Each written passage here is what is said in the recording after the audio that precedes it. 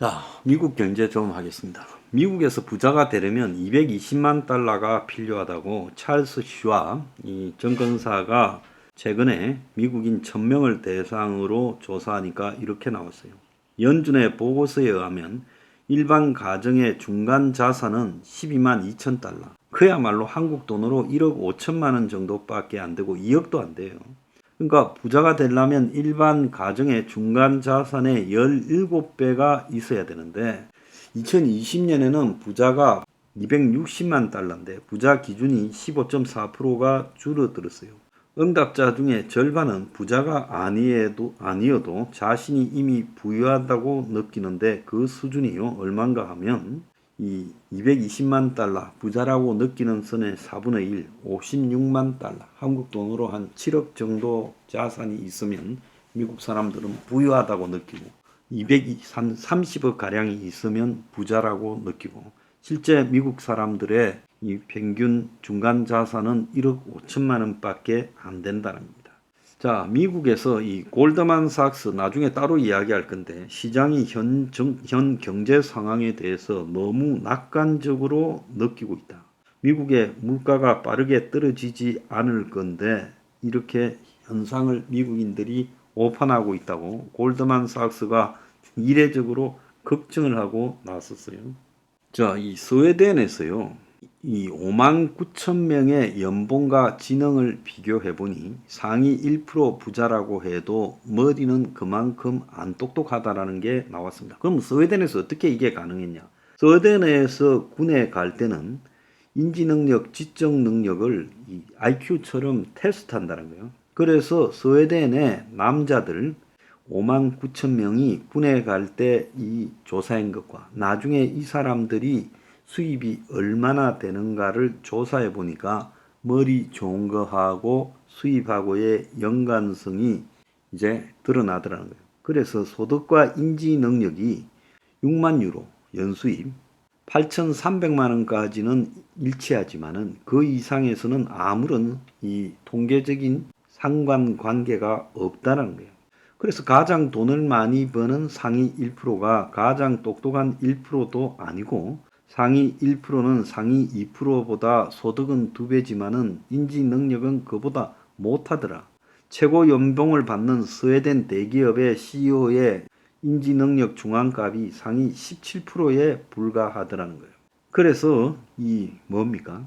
자, 다보스 포럼에 오라고 초청장이 오니까 빌 게이츠가 그런 멍청한 사람들이 모이는데 자도취자들의 모임에 참가비가 아깝다. 왜 가냐고 말을 했다는 거예요. 그래서 이 똑똑하다고 돈을 더 번다라는 것은 전혀 아니다는 겁니다. 그래서 이 사람은 이 똑똑한 것이 돈을 버는 데 있는 게 아니라 똑똑하면서 자기가 하는 일에서 자 실천을 하는 게 중요하다. 이렇게 생각합니다. 자, 지금 미국이나 캐나다에서 금리가 이렇게 이제 올라가면서 경기가 침체되는 것은 시간 문제고 이것을 피해 갈 수 없다. 그래서 2번 정도 더 올려가지고 앞으로 금리가 한 2년 정도 이렇게 높은 게 지속된다면 거의 100% 침체하게 될 것이다라고 말하고 있습니다. 이 골드만삭스가 미국 최대 이 투자은행인 골드만삭스가 미국의 은행 위기를 초래했다. 미 금융당국, 그러니까 연준과 미 정권거래위원회가 조사에 들어갔어요. 골드만삭스가 지난 3월 달에 파산한 실리콘밸리 뱅크에 지금 자문을 맡으면서 실리콘밸리 뱅크의 자산을 시장 가치보다 더 낮은 가격에 매수했다라는 사실이 드러나서 미국의 정권거래위원회하고 연준이 지금 조사를 한다는 거예요. 미 법무부도 조사하고 있다는 거예요. 자, 그래서 저거가 실리콘밸리 뱅크 파산에 골드만삭스의 자문이 결정적인 역할을 했다는 거예요. 그래서 실리콘밸리 뱅크가 저금리 시절에 사들였던 미국의 국채 등 때문에 고민이 많았을 때 골드만삭스는 올 3월 초 미국 국채 등으로 구성된 240억 달러 규모의 매도 가능 정권을 매각해서 이 손실이 난 자본을 갖다가 이 충당을 하라고 자문했다는 거예요.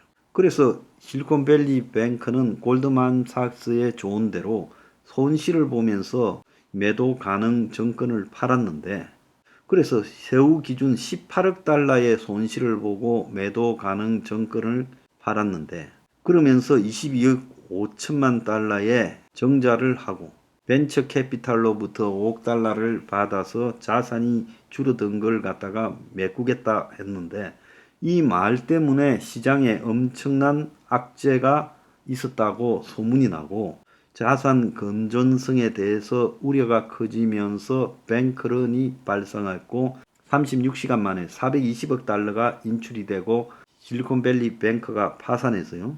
그리고는 골드만삭스는 실리콘밸리 파산 직전에 해당 은행이 보유했던 210억 달러 규모의 매도 가능 정권을 시장 가치보다 할인된 가격으로 사가지고 재미를 봤어요. 그러니까 연준과 이 미국 정권거래위원회가 골드만삭스의 이런 장난짓거리에 대해서 조사를 하고 있다는 거예요. 그래서 미국에요, 이 월가라는 것은 양심이 없어요. 어떤 회사 보고 잘못된 자문을 해주고 그 작은 은행이 그 자문대로 큰 미국의 투자회사의 자문대로 따라서 실천하다가 이 회사는 이 은행은 그들이 놨구나 소문이 퍼지고, 자 그러면서 헐값으로 그 은행의 자산을 사들이고, 이게 인간이 해야 될 짓이겠습니까? 자, 미국의 월가에 있는 사람들은요, 미국 정시가 지금 이제 침체될 거다. 왜냐하면 연준이 매파적 동결을 했어요. 이 말이 무슨 말인가 하면 금리를 6월 달에 안 올렸는데 뒤끝을 확실하게 발휘했어요. 그 뒤끝이 뭐냐? 2번 더 올릴 거고 실제로 5.6이라는 점도표, 그러니까 5.6%까지 가야 정상이다고 말을 해요. 근데 미국은 0.25 단위로 올리니까 지금 5.25니까 5.6은 없고 얼마입니까? 0.5를 0.25씩 2번 올리면 5.75가 되죠. 그래서 미국이 결국 5.75까지 갈 거다. 올해 안에 2번 더 올릴 거다. 이렇게 되지 않았어요? 자, 이렇게 되면서 연준이 앞으로 굉장히 미국의 지금 물가가 잡히는 부분을 어렵게 보고 있다라고 보고, 경기가 침체했어야 잡을 수 있다고 공개적으로 말하지 않지만 그렇게 바라보는 것 아니냐 하면서 주식 가격이 흔들리니까, 불황이 온다 하면 주식이 당연히 똥값이 되잖아요. 그러니까 미국에요, 이 투기꾼들이 연일 보도를 하기를 뭘 보도하냐. 연준 2번 인상은 없을 거니까 걱정하지 마라고 하고 있어요. 근데 미국에 이미 시장 금리가요, 슬금슬금 저절로 올라가고 있어요. 기준금리를 올리지 않고 동결했지만 시장 금리가 슬금슬금 올라가고 있다는 겁니다. 그래서 연준에 있는 이 간부들은, 멤버들은 금리를 더 올려야 한다. 월가의 투기꾼들은 그럴 가능성이 없다고 말을 하고 있는 상황이 대립이 되고 있어요. 자, 그런데 추경호가 한 말이 정말 백미입니다. 미 연준의 금리 동결 발표가 정부 예상에 부합되고 있다. 미국이 무슨 짓을 해도 우리는 다 알았다고 말할 사람들이에요. 가만히 좀 있으면 안 됩니까? 왜 이래 창피한 짓을 자초하는지 모르겠어요.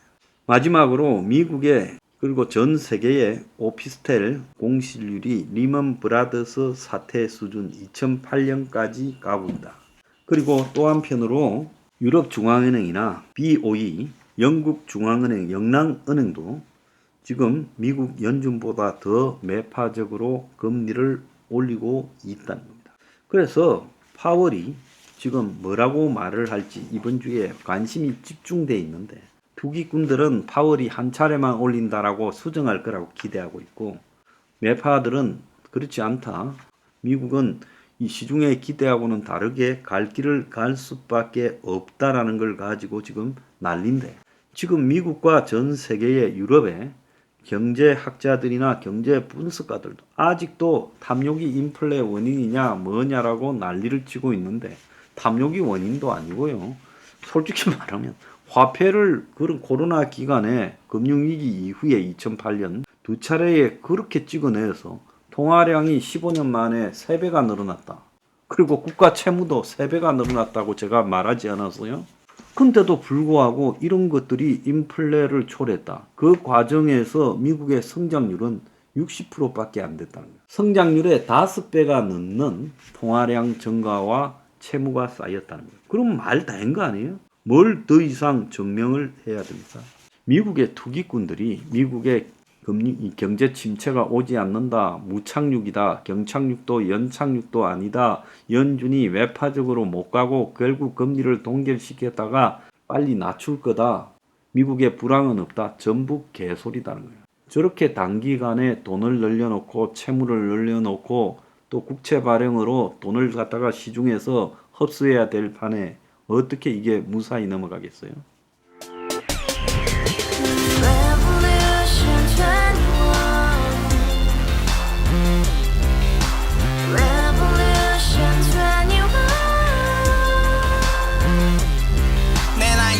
월세 30 코인빚만 300 서울에 온지 벌써 10년 아둥바둥 버텼지만 여전히 난 반지 하에 제왕 곰팡이 연문제약 내비랑 깡통망통 완전히 폭망 90원 창문만큼 작아진 내 꿈 연애 결혼 내 집 모든 게 헛꿈 1년 전 떠난 여친 울며 말했지 같이 써봤자 평생 가본 게 꼭꼭꼭라지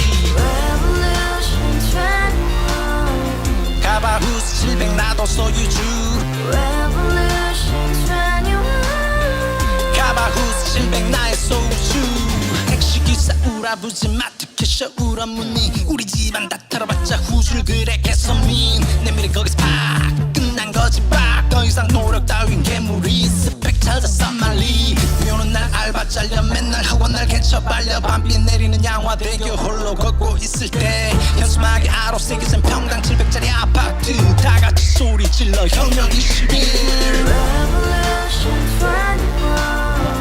가바후스 700 나도 소유주 가바후스 700 나의 소유주 You and I, we live together in the house, brand new day, and your dream had just begun.